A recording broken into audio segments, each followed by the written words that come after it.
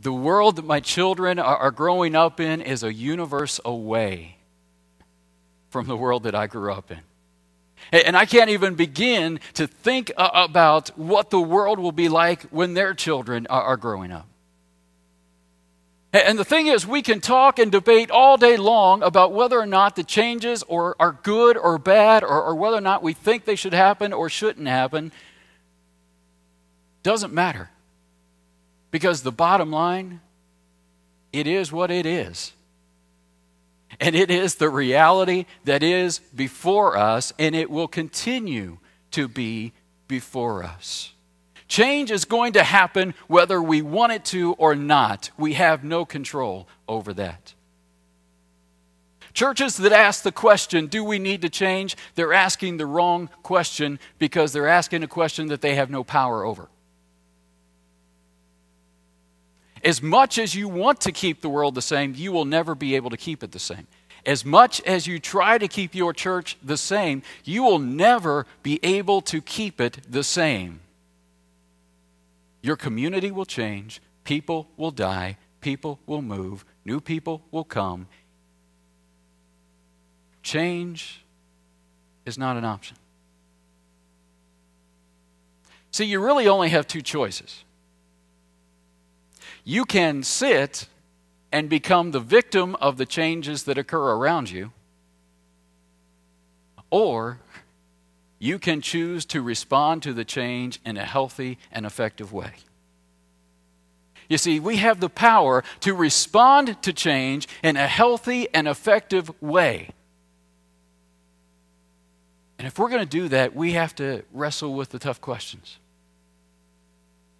How do we navigate the waters of change effectively, remaining true to who we are while making a genuine difference in the world?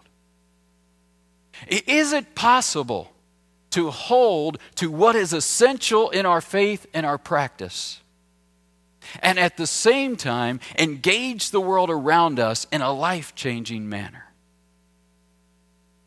Those are the questions we need to deal with. Not whether or not change is going to happen. That's already determined. It's going to.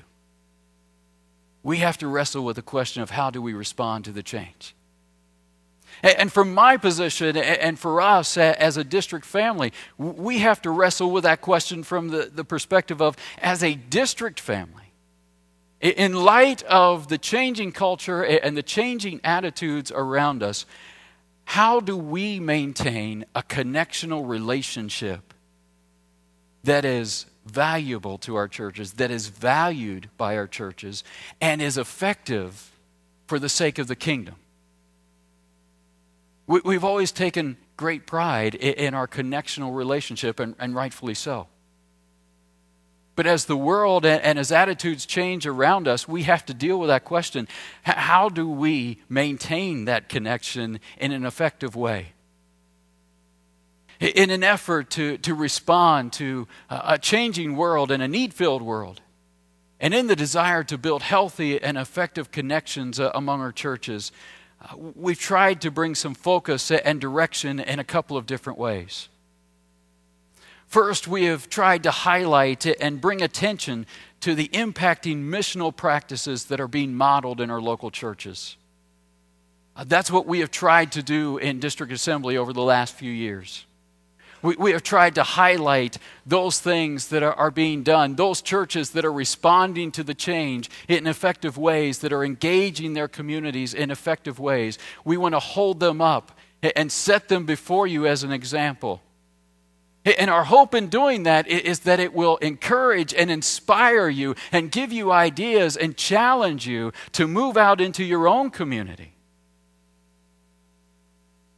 We want you to be motivated to make a difference in our world.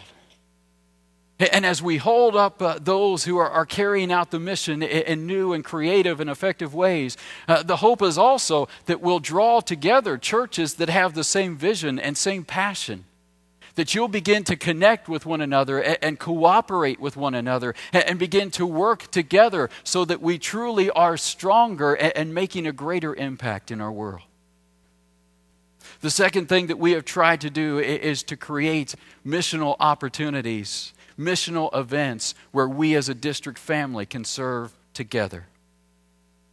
Serving together enhances our relationship and deepens our connections to one another.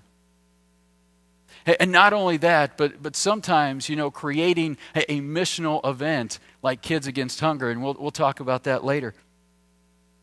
Sometimes that will draw folks in from our churches and connect them to the district family. People that are not being connected by the more traditional district events. We have 450 people here today, but on any given Sunday, we've got 10,000 people that worship as a part of the district family. How do we connect those that are not being connected? Well, sometimes if we give them an opportunity to serve together, it will connect them. And so that is one of our goals, to draw us together in a spirit of service so that we are connected to one another and making a greater impact on the southwestern Ohio community. And today I want to take a few moments just to celebrate some of those great effective ministries and some things that have happened in local churches and as a district family. Back in January, many of us joined together in support of Ryan Rydell, our pastor at Shelter, as he voluntarily experienced homelessness for 30 days in order to bring attention to the plight of those who have aged out of the foster care system. I want Ryan to come now and share with us a little bit about his journey.